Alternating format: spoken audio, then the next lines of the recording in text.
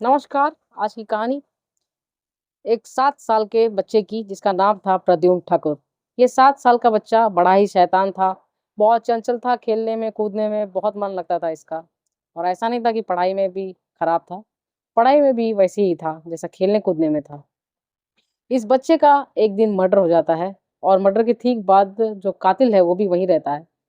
लेकिन इस केस को सॉल्व करने में काफ़ी टाइम लग जाता है। 8 सेकंड की फुटेज जिसमें सबूत था, वो किसी ने देखा ही नहीं था। इसकी वजह से बहुत सारी गड़बड़ें हो जाती हैं। ये आप केस शुरू से सुनिए, तब आपको समझ में आएगा। प्रद्युम्न ठाकुर एक अच्छा शरारती बच्चा जो रेयान इंटरनेशनल स्कूल में पढ़ा करता था। उसके घर पे 4 लोग थे, उसके मम्मी-पापा, उसकी एक बहन थी विधि और प्रद्युम्न खुद। बहुत ही खुशहाल परिवार था और उसके पापा दोनों बच्चों को साथ में अपने साथ ही स्कूल छोड़ने जाते थे। पहले वो स्कूल बस से जाया करता था, लेकिन सेफ्टी के लिए उसके पापा उसे खुद ड्रॉप करके आते थे स्कूल तक, उसकी बहन के साथ। और उसकी बहन भी स्कूल में उसका काफ़ी ध्यान रखा करती थी। लेकिन 8 सितंबर 2017 को के दिन सब कुछ नॉर्मल था। प्रद्युम्न ठाकुर अपने स्कूल के लिए तैयार होता है और उसके पापा उसे स्कूल लेके जाते हैं और ड्रॉप करते हैं।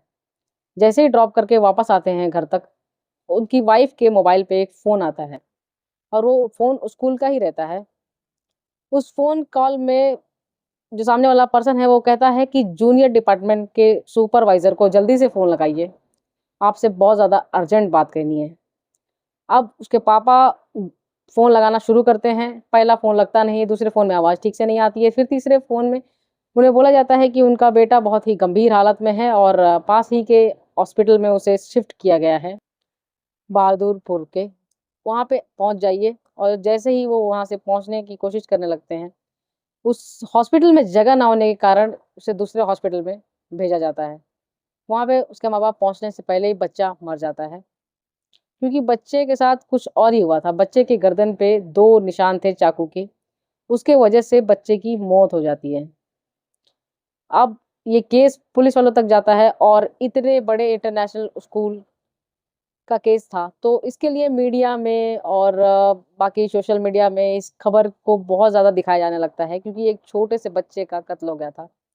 इसलिए मीडिया अपने खुल के ट्रायल करने लगती है। आखिर एक्चुअल में क्या हुआ था, इसकी जाँच करने के लिए पुलिस वाले जब स्कूल में आते हैं और आस-पास देखने लगते हैं कि स्कूल में जो है वो क्या-क्या चीज़ें हैं, बाथरूम में जाके देखते हैं, तो खून के धब्बे मिलते हैं, वहाँ पे एक चाकू मिलता है, पुलिस वाले ऐसे क्लेम करते हैं। और फिर बाहर देखते हैं तो एक सीसीटीवी कैमरा रहता है लगा हुआ। और क्योंकि 8 सितंबर के दिन एग्ज़ाम था बड़े बच्चों का, तो उस दिन वॉशरूम ज़्यादा यूज़ करने के लिए कोई गया नहीं था। जब सीसीटीवी फुटेज उस टाइम की चेक की जाती है जब प्रद्युम्न वॉशरूम में गया था और वॉशरूम से बाहर आया, रेंगते हुए, अधमरी हालत में, तो उस टाइम पे कौन-कौन अंदर गया उसकी जाँच होने लगती है। एक्चुअली क्या होता है कि जब प्रद्युम्न गिरा रहता है तो उसे उठाने के लिए कौन-कौन आया ऐसा पुलिस वाले पूछते हैं कि सबसे पहले उसे किस-किस ने उठाया? तो फिर जवाब में आता है कि कुछ स्कूल के स्टाफ्स और टीचर्स मिलके और एक अशोक कुमार करके कंडक्टर है, उसने उसे उठाया और हॉस्पिटल ले गए। अब उस सीसीटीवी फुटेज में वो अशोक कुमार दिखा, बाथरूम से बाहर जाते हुए पुलिस वालों को। अब उस आदमी पे पूरा शक चले जाता है अशोक कुमार पे और अशोक कुमार को हिरासत में लिया जाता है और फिर पुलिस को मीडिया को भी तो कुछ बताना था, क्योंकि ये स्टोरी बहुत ज़्यादा मीडिया में चलने लगी थी। इसके लिए पुलिस को जवाब देना बहुत ज़्यादा ज़रूरी हो गया था। और अशोक कुमार के बारे में ये कहते हुए कि सुबह का टाइम था और ये स्कूल पहुँच चुका था। इसने बच्चे को बाथरूम में जाते हुए देखा और उस दिन एग्ज़ाम था, ज़्यादा लोग वॉशरूम यूज़ करने जा नहीं रहे थे। इस मौके का फ़ायदा उठाते हुए वो वॉशरूम की तरफ गया और बच्चे के साथ ज़बरदस्ती करने लगा। जब बच्चे ने छीना-झपटी की और बचने का कोशिश की, उस टाइम पे इसको लगा कि मैं पकड़ा जाऊँगा, इसके लिए इसने बच्चे को मार दिया।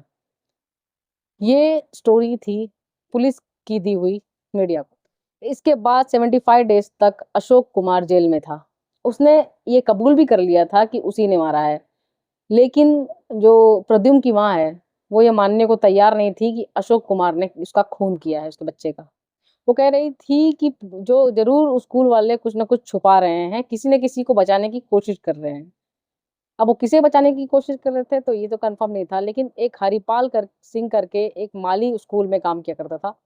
उस माली ने अशोक कुमार को उस वॉशरूम की तरफ जाते हुए देखा भी था और वापस आते हुए भी देखा था।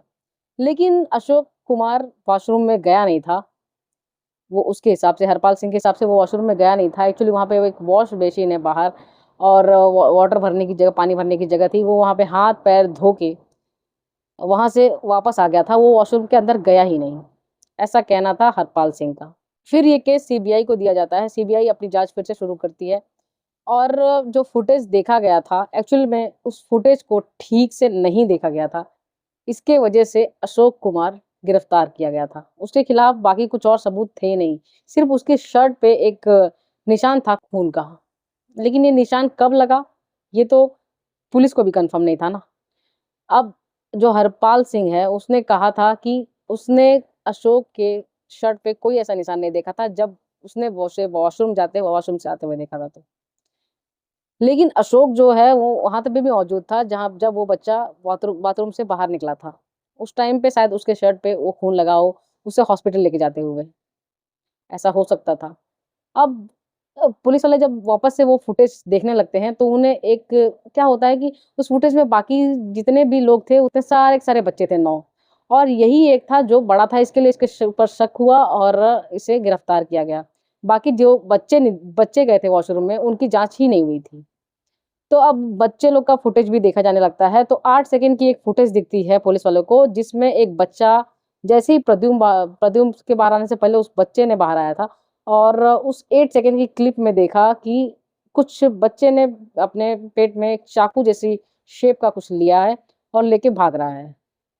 और उस क्लिप को देखते ही फिर पुलिस अलर्ट हो गई, और जितने भी 9 बच्चे थे जो वॉशरूम से बाहर आ रहे थे, उन सबको एक एक करके बुलाया गया और उससे पूछताछ करते हुए उनका मोबाइल ले लिया गया। मोबाइल लेने के बाद जब सर्च हिस्ट्री, बहुत सारी चीज़ें चेकिंग होती रहती है, तो फिर सर्च हिस्ट्री में एक बच्चा जो है, उसके सर्च हिस्ट्री में कुछ ऐसा मिला जो पुलिस को मजबूर कर दिया कि हाँ, यही है जो कुछ किया है शायद। अब उसके सर्च हिस्ट्री में ये था कि उसने सर्च किया था how to use poison and how to make poison, ऐसा कुछ सर्च किया था उसने। अब उस 16 साल के बच्चा था एक, उसका नाम तो पता नहीं किसी को, लेकिन 16 साल के इस बच्चे ने जो कुछ किया, वो बहुत हैरान करने वाला था।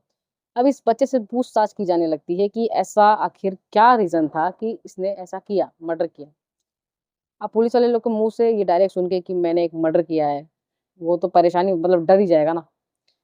और प्रद्युम्न की मौत के बाद बहुत दिन तक ये स्कूल भी नहीं आया था और बहुत चुपचाप रहा करता था। जब स्कूल आने भी लगा था, तो पुलिस वालों ने जब पूछताछ शुरू की, तो उसने जो स्टोरी बताई कि उसने क्यों इस बच्चे को मार दिया छोटे से, वो बहुत ही ज़्यादा एक छोटी-सी चीज़ की वज़ह से मार दिया उसने।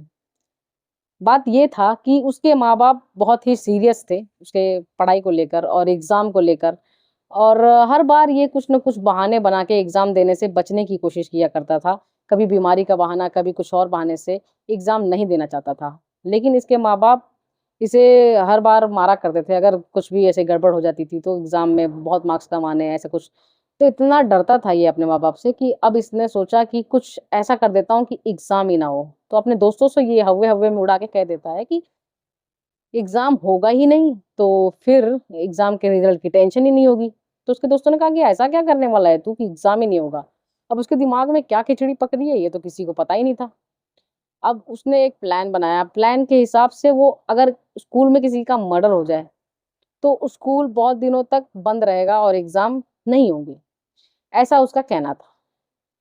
उसके लिए उसने स्कूल में चाकू लाया, और चाकू उसने अपने पास रखा और वॉशरूम की तरफ चले गया। वॉशरूम में जैसे ही गया और प्रद्युम्न आ गया, तो प्रद्युम्न को देखते ही उसे लगा कि यही सही मौका है। ये जो बच्चा है, वो अपने आप को छुड़ाने की कोशिश नहीं करेगा, इसलिए इसका मर्डर कर देता हूँ। और उसने 2 वार किए और वो मर गया। और जो जो पहले वाला केस था ना कि हाँ, अशोक जो है, अशोक पकड़ा गया था और चाकू वहीं पे मिला था, ऐसा कुछ हुआ नहीं था, चाकू कोई मिला नहीं था। पुलिस ने ये सिर्फ़ एक गुमराह करने के लिए बोल दिया था। एक्चुअल में जो चाकू है ना, वो अच्छे से लपेट के स्कूल में ही कहीं छुपाया गया था और मिला भी था बाद में। उस बच्चे ने ही लाके उस चाकू को दिखाया कि इस चाकू से उसने प्रद्युम्न का मर्डर किया और फिर वो वहाँ से भाग गया। इस बच्चे के ऊपर केस हुआ, फिर इसके बाद लेकिन इसे सज़ा नहीं हो पाई क्योंकि ये सिर्फ़ 16 साल का था, इसे बेल पे छोड़ दिया गया। लेकिन प्रद्युम्न के माँ-बाप इस निर्णय से खुश नहीं थे, इन्होंने हायर कोर्ट में अपील की, फिर भी वो वहाँ से छूट गया क्योंकि वो एक 16 साल का बच्चा था। आपका क्या कहना है? आप अपने विचार यहाँ पे रख सकते हैं। अगर आपको एक वीडियो पसंद आता है तो मुझे एक लाइक दीजिए और मेरे चैनल को सब्सक्राइब करिए, और अगर आप और भी ऐसी कहानियाँ सुनना पसंद करते हैं तो। तब तक के लिए थैंक यू।